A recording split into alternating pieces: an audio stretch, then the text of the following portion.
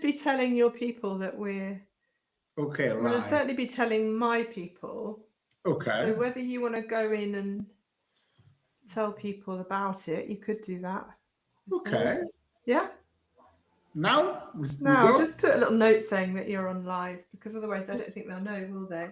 Yeah, don't worry. Uh, so I just wait for your signal. How much time do we have? I mean, I think it'll probably take us about 20 minutes if we're going live. Is that all right? Perfect. Yes. Okay. I think we're doing the thing. Okay. Let's just check. You can never quite tell, can you, with this stuff?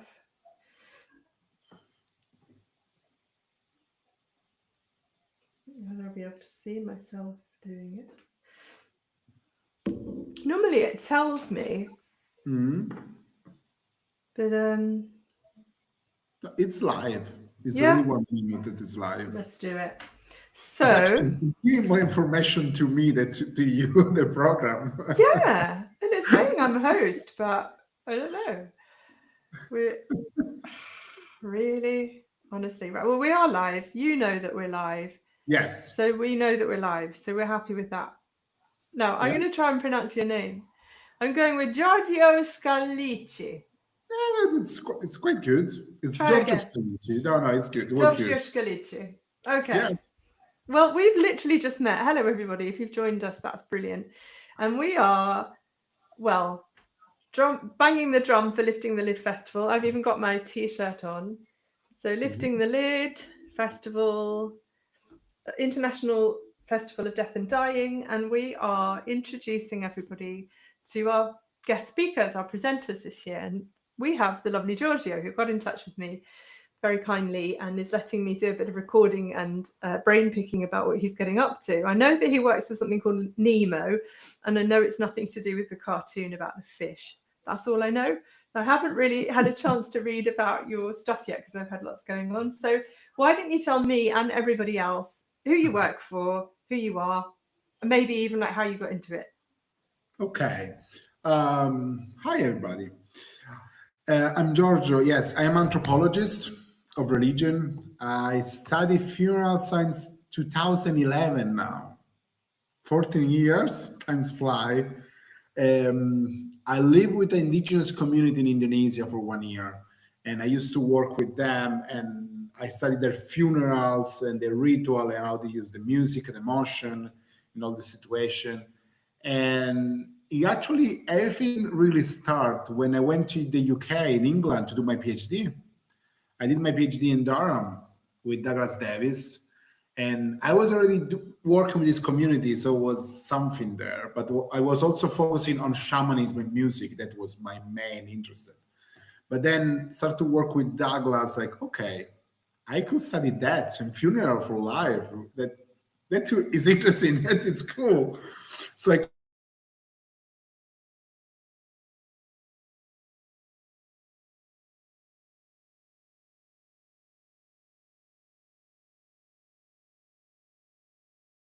We seem to have a bit of a problem with the network. Wherever Giorgio is in Italy, I can't hear him right now. um, this is so fascinating, this area. Can you hear me, Giorgio? Oh, here yes, you now are. yes, You I disappeared lost for you a for a bit. bit. And so I started to study funeral, like to become a death scholar.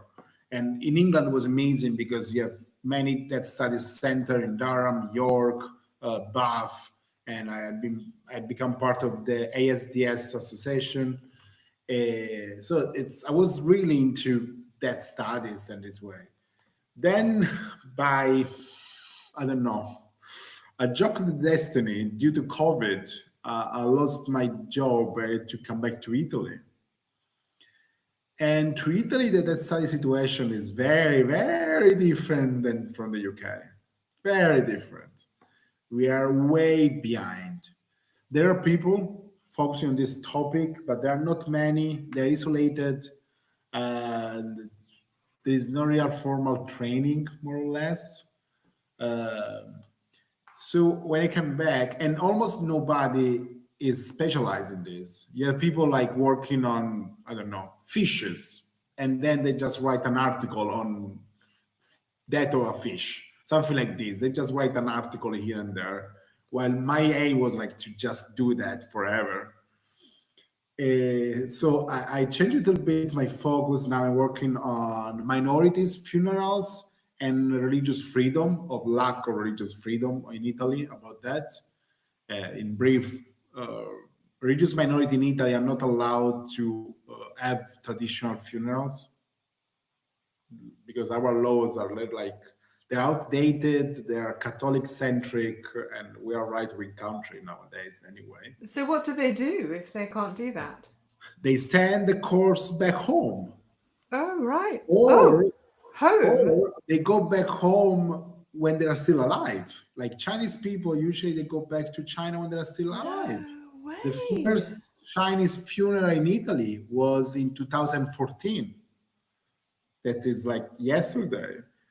That is crazy. Yes, and there's all the problematic and the irony of going back home.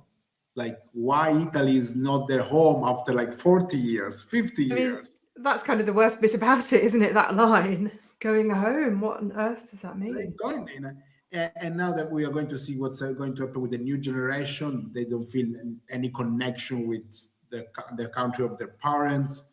I had a brief talk with the Tunis embassy in Sicily, and they told like, no, we send back everybody. And it's crazy to me. It's crazy, and we saw with the COVID the important to have a funeral to give meaning to what's happening, and it was a crisis for all the Catholics in Italy. But then for all minorities, every day is COVID. Every day is a frustrating situation with funeral, and nobody talks about that. Not even I've minorities. never heard of it. I've never heard of it. I thought things Yeah. were bad elsewhere. Gosh. Not even minorities talk about that because they have so many issues in life and they don't feel to have the opportunity to talk and discuss with the government. So like, okay, fine, we're going to find a way. And they usually send back. There are some communities that find a way to be buried in Italy, but like the Muslim community, they have to, what is the term? First of all, that Islam is not a recognized religion in Italy. Okay. It's not a recognized religion in Italy. There are 14 religion or 13 religion recognized. Islam is not one of these. That's And astonishing. astonishing. Yeah, it's also the biggest religious minority in Italy. Yeah. But they're not recognized by the government. And usually the community, they have to take a part of a cemetery and to manage it for 99 years. So you can do this. You can request a part of the cemetery and manage it. So some Muslim community, they have part of the cemeteries all around Italy. We are talking about 100 more or less spots in all Italy. 100. Italy's big. Yes, we're talking like about compared to our tiny place. 8,000 municipalities and just 100 spots more or less. So these people have to go to those wherever they are. They're It's not not going to be in your always hometown. possible because you, in certain part, you must be buried in the city where you live. Yes, and within 3 days. So if in your city there is no space for you, it's very complex, and not just this for is a Muslims. disaster, like on all kinds of levels, like even logistically. It's a disaster, yes. And then even if you don't have a Muslim spot in the cemetery, there are almost, I think all our cemeteries are Catholics by default. And some of them have that not Catholic part. Actually, it's called the English cemetery. It's a not Catholic part. But you can imagine they are full. In many cities, they are full. So there is no space for not Catholics. It's a nightmare. And you can't be doing cremations. That's the other thing. You can't, if it's a Muslim family, you can't Muslim do can be cremations. cremated. Yeah. But even like the Sikh community, they are cremated, but they're being sent back to India to be scattered in the river. That in Italy, Yeah, you cannot do it, not always. So oh my not just goodness. not just the Muslim, each community, they have different issue with the local laws. But you have to imagine that the last funeral law in Italy, it was about cremation. It was made in 2001. So our most modern law is 24 years old. You're making me feel a whole lot better about our political situation. I mean, England lives in the future from the point of view.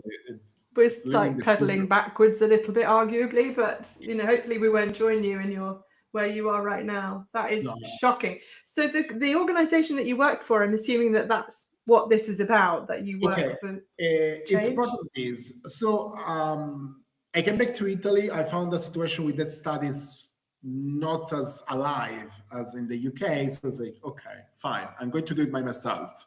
So by myself, at the beginning, I just create a website. I call it the Italian Network of Death and Oblivion, because I need the O for Nemo. So it was Oblivion. I was wondering about the Oblivion, and I actually, if I'm honest, I just thought how characteristically Italian to be so dramatic. It's just like the most melodramatic word. I just needed an O for the name. Like, okay, I need the O. So Oblivion was fine. And so I create this community to say, okay, there is a lot of work to do. Well, we are not going to do it by like being alone. We must create a network to start to know that there are other people.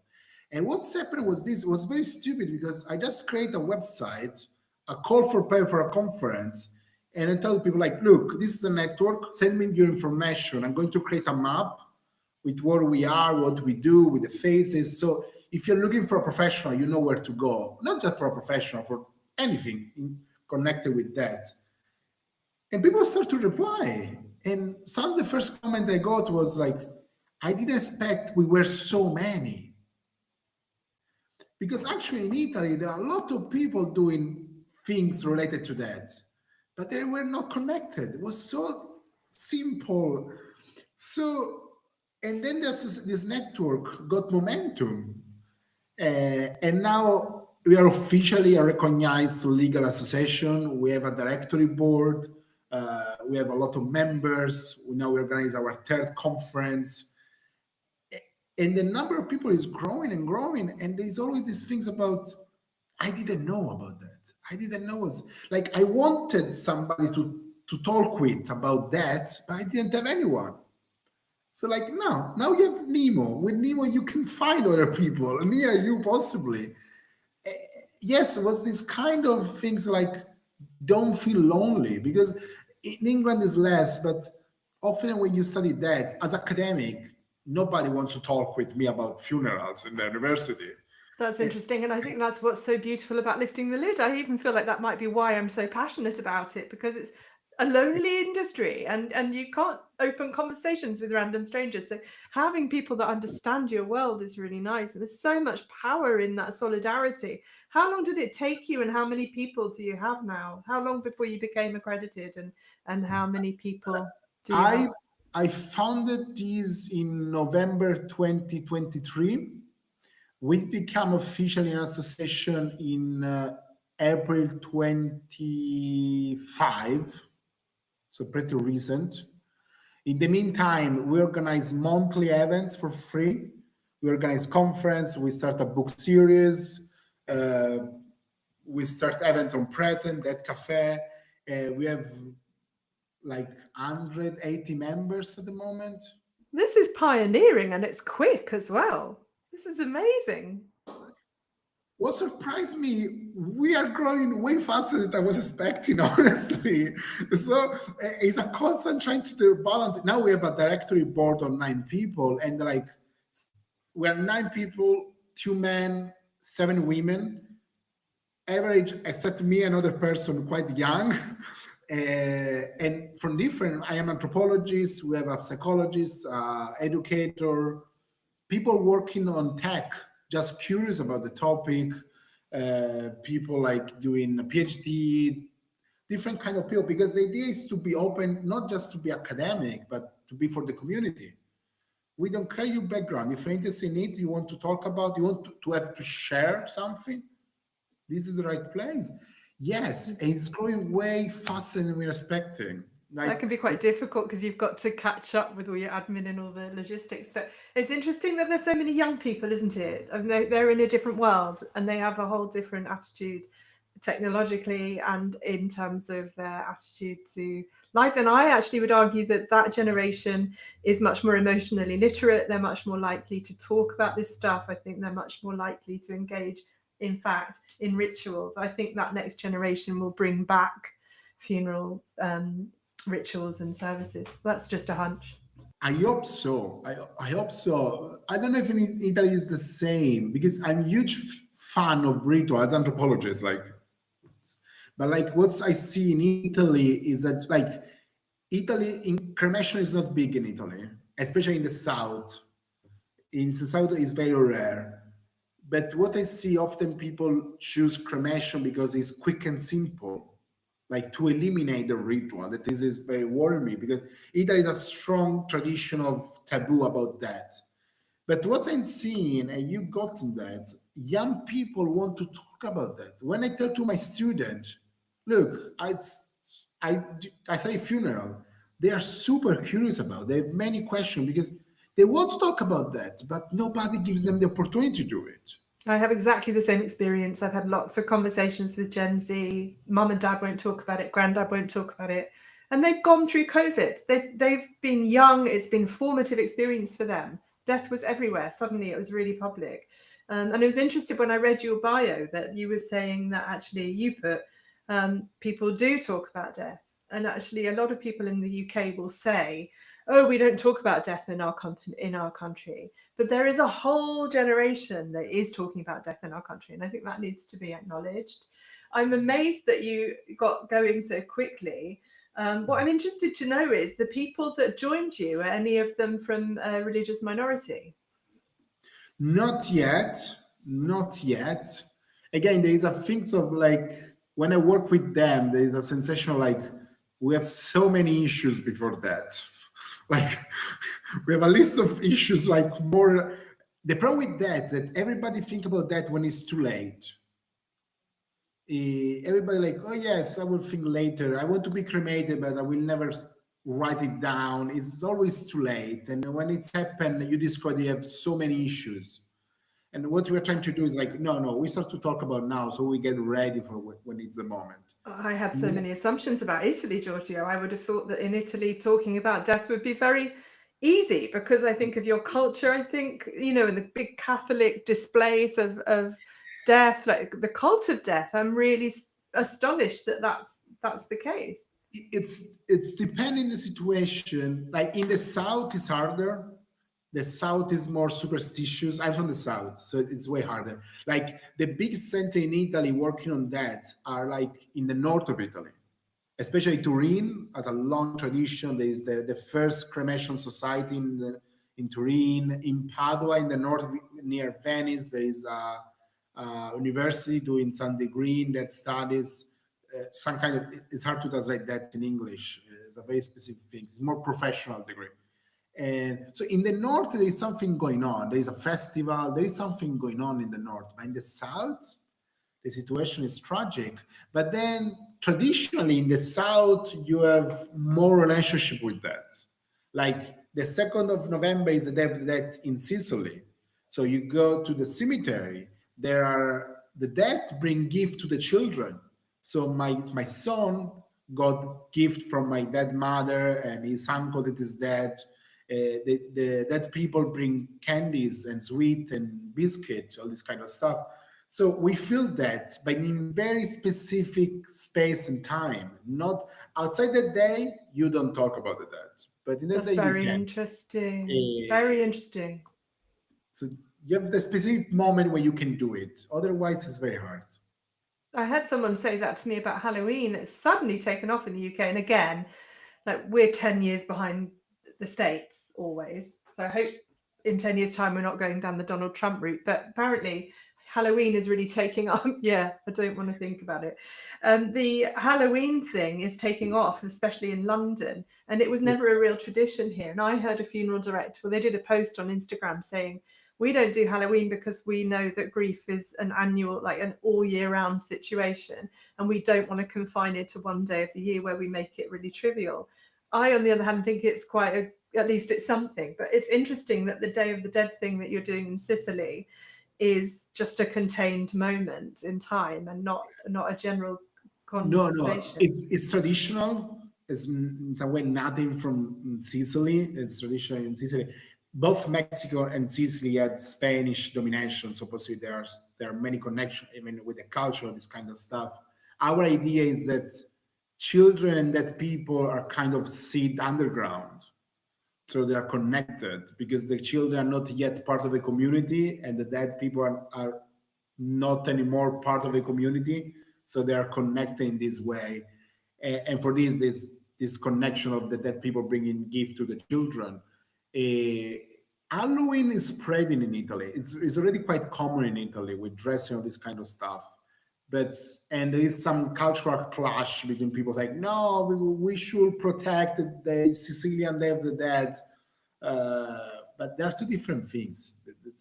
Because with the Day of the Dead, there's a clear connection of dead people having agency on the living, when Halloween is a different thing. There is a connection again, but you don't have a direct relationship with the dead during Halloween. That is so interesting. So what you have in Italy is when you think about the geography, it's a long country, isn't it? North to south. And I've never really considered how complex that picture would be. It's very complex, isn't it? So with regard to your anthropology work and your academic work, and then you've got Nemo, and now you're doing this Lifting the Lid presentation, what is it in particular that you want to share with us? What are you aiming to get out of it from your presentation, and what you're hoping we will get out of it? This at the end. It's November 14th to 17th, everyone. It's online and we can send you the details. The thing is very simple. If you can think it, you can do it. And it's the thing that the talk is more aimed, because again, you're from the UK, and it's a very peculiar and alive situation with that things. But I think about Italy, Greece, Slovenia, Poland, all these kind of countries, Spain, when it's way harder to this kind of stuff. So what I'm trying to push is like, if you come from these countries and you have this idea and this interest, try it. You will see that people will respond positively to your ideas, because people are just waiting for you to give an opportunity to connect. It's a kind of a point of view from the other side, from the periphery of the Western world. Yes. Would you consider doing something yourself for other countries in Europe, sort of extending the network? I already create the global debt network that is starting these days. I'm creating a network of association with Poland, Slovenia, Greece, and Spain, all these kind of countries to support the creation of new association. Because in England, we have like 14 association of things about this. But in other countries, like in Greece, I think they have one. In Poland, they have one. So yes, I already working on creating a global network, because I really love this idea of network. Well, it's so powerful, isn't it? And I think that's, in a way, when you look at, we've alluded a little bit to the far right politics that are taking hold. And naturally, if you listen to history, if you listen to any kind of political mind, you will learn that connecting at grassroots level, that connecting across the globe, is what can help us to resist those extreme forms of thought. And so I actually think what you're doing is very profound on many, many levels, which often when we engage with death, we do find ourselves, you can't, I heard somebody say, it's probably at Lifting the Lid, you can't talk about death unless you talk about politics, because death is around politics. And I really feel like that's a true thing. I totally agree. I deeply agree. Yes.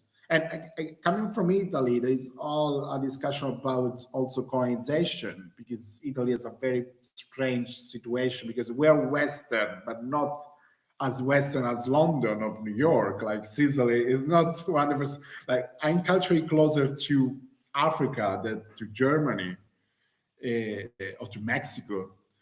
So yes, All we know about Sicily in the UK is Inspector Montalbano. That's all we know. We know Yeah. pastries. We know those nice roll-up cannelloni pastries. Are they called Yes. cannelloni? Cannoli. Cannoli. We know lemons. We know Sicilian lemons, and we know horses' heads. That's it. Better than We're nothing. so ignorant. It's unbelievable. I'm not speaking for all of you out there, but certainly I know that in the UK we can be really quite introspective. And actually, you have opened my eyes in just this short period of time to how many assumptions I make and how critical I am about my own culture and deaf culture and everything in the UK. And I really don't spend any time feeling grateful for it or thinking that it's good. So it's quite nice. But it's also really helpful to think more broadly about the ways in which we other people and how we stereotype. I think you can be a liberal white woman like me and you think that you're not stereotyping and you forget your own unconscious bias. But specifically, you forget that you have an unconscious bias even within your own European community. I mean, I just didn't really understand how totally different the North and the South would have been. And now that you've said it, it seems really obvious. But because when you talk about death, and this is what fascinates you and fascinates me, when you talk about death, you're talking about people and you're talking about worldviews and you're talking about how we find meaning and you're talking about history. And I would imagine that you have learned a lot about all of those things in the course of your work. But yeah, and something you will love it as a fun fact. Again, on the north-south things, in Italy there are like 6 Muslim funeral homes. 6. There are only from Rome to the north.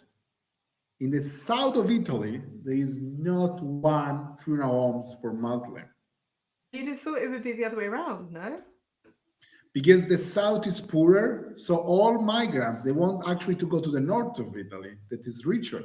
There's no reason to stay in the south. You see, it's political. How do they handle that? It is so what do they do? What do they do if there's no funeral home? So say my mum dies and I'm a practicing Muslim or not a practicing Muslim and my home is Italy in the south. What do I do with that person? You try your best what you have with the community you have here, but then you go to a normal, like, yes, the classic, what to say, it's the average, I don't know what's the right term, funeral home, and they're going to help you to send it back home, back to Tunis, to Turkey, to Bangladesh, to wherever it is. So how do you do that within 3 days? Hey, it's going to take more. You have to put the corpse in the coffin. I think it's not even 3 days, but like 48 hours in 2 days. But that is still too slow for Muslim, but it's other. But once it's in the coffin and you put it in the cemetery, it's not underground, in some room in the cemetery, it can stay there for months. It's not a problem. You have to, so far you do the important part quick, that's fine. Then it can take weeks for the rest. But the problem is not only the time, it's the money. You have to imagine minorities, they have many issues. They have to spend thousands of euros for each funeral to send it back to people. Like it's not fair. This is heartbreaking. What do they do about ritual cleansing? Who do the families step in for that? It's depend where you die and where is the community, because if you die a place without the community, and if you die in the hospital and they have the space to do it, they allow you to do it.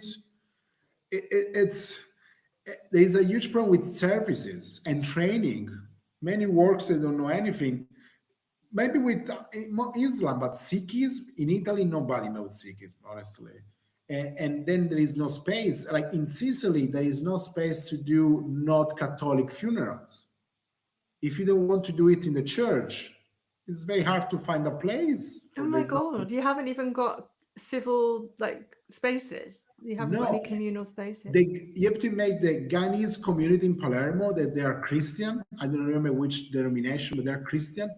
They do their funeral rituals in an occupied building, in a squat. Because it's okay, we have the space, we can lend you, don't worry. But I did not expect this, people. I did not expect to be so blown away by this conversation. I knew I'd find it interesting, but I've been really challenged by it. It's really quite heartbreaking because, I mean, yes, for anyone out there that knows nothing about funeral rituals and you happen to be watching this is something that could haunt you for the rest of your life if you can't clean your person in a ritual fashion or dress them in the right way. some Muslim told me Allah knows. Allah knows that you couldn't do it, so he will understand it. That's really nice. So it's like he knows that we have some limits. We are going to do our best, but he will know that we can do more than this. So this approach, Allah will understand. Is understanding being.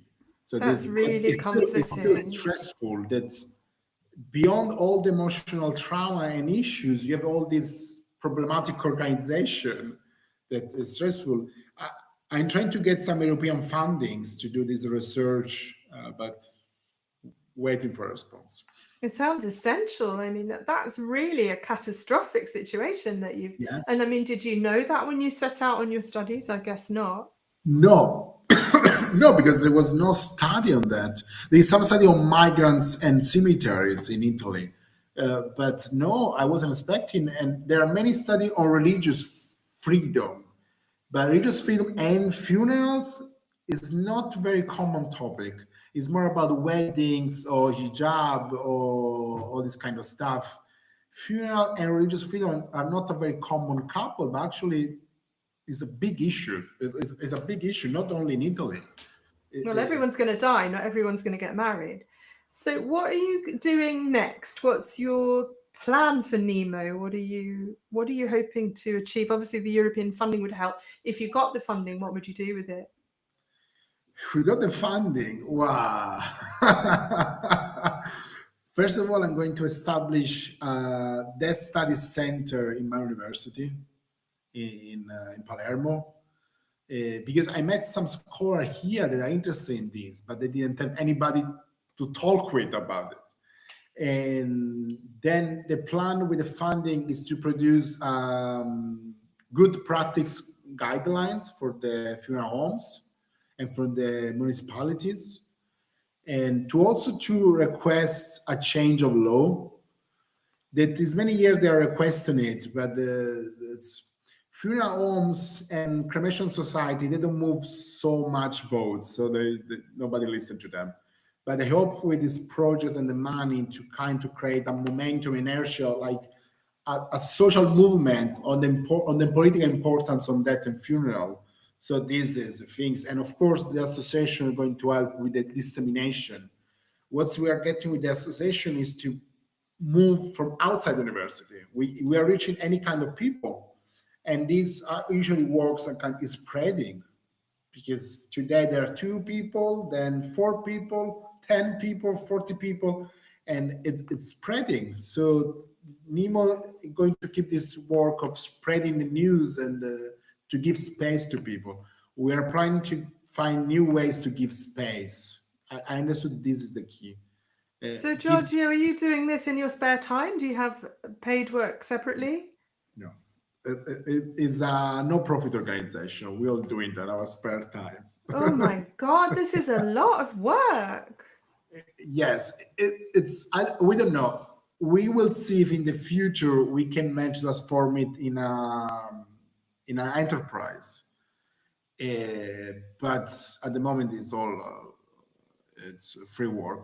It's all the stuff around the logistics and the legalities and how one sets up a social enterprise, what your obligations are. I mean, there's all that paperwork on its own is so much work. As an association is not so bad. As an association legally in Italy is not so bad. We have to produce a lot of documentation, but it's not so bad. But if we become a social enterprise, we'll see. But it would be nice because there are people who work on their spare time on these, and they do very different jobs. Our vice president, she sells, in Italian is basalto. It's a material to building houses or something similar. So she does very different things, and in the free time is a vice president of the association. And I would love for this kind of people to actually do this full time, because it would be their dream job. I have They'd academia. make such an impact so fast because they'd have all the skills. Yes. So we're working toward it. The final aim is to transform it in a job, we hope, because it requires time. It requires so much time, honestly. It will slow you down so much if you've got to work alongside. You just can't do all the things you want to do. And it sounds like urgent work. I mean, I'm astonished by how bad things are. I'm already feeling like I want a placard and I want to go marching along the road saying, do this, because this is brilliant. What you're doing is so inspiring. I'm really pleased we did this. This is why I'm so passionate about lifting the lid, because if we hadn't had this conversation, I would not have any idea of what people were living through in that, because it isn't really headline news, is it, ever? No. I mean, you know the worst of things, but yeah. Lifting the lead actually was part of our inspiration, what we do. Our conference are being free and open, because academia, when they ask you like 100, 200, 300 pounds for a conference, you're already setting some boundaries that you are failing in communicating with the people, honestly. So, and Lifting the Lead is doing all this amazing job, bringing people from all around the world, doing very different background and everything for free. And this is part of our mission. Now we ask 10 euros a year for membership. That is, but our conference was free. Our monthly events are free. We try to do as much as possible as free and open. Otherwise, it's meaningless. And Lifting the Lead, perfecting God these things. It's simple but so powerful. It's connected so many of us. Every single year, every November, I set it aside now, and I love moderating the meet. I'll be moderating some of the presentations, and I love it because I've met people who have written poetry. A Maori woman who wrote poetry in New Zealand after her son took his own life, and we had really interesting conversations around that and inherited trauma and colonialization, and I mean, just the ways in which brutality ended up impacting her life now. And then she's written all these beautiful books, and she sent me one, and I just hooked up with people all around the globe who I may never meet in person, but we're connected. And I really think that's like a really nice note to end on. So if anyone's listening to this, and I really hope you are, because I think Giorgio is really worth knowing, and I hope you can support his work. How can people find you, and where can they support you, and how? They can easily find me on Giorgio Scalici, you can copy it, .eu is my personal website, and then you find the video and the audio for the WANA people, the work on minorities, NEMO. There is also a very useful Death Studies toolkit. It's not complete, but it's a nice starting point for people who want to start this path. So you can start from that. From there, you can find everything. What we'll do is we'll put your website in the notes underneath, because this will stay up as a post, so we can put your website underneath, and then we can reshare and start a bit of a movement in the UK to support what you're doing. And just even if all that happens is people come away knowing that it's not a fish and it's not a Disney movie, Nemo, Nemo, then we'll have done our job. Well, that's brilliant. I'm going to stop the recording, but stay on, and then we can chat. And then what I'll do is I'll make you some little reels. Yes. Bye, everybody.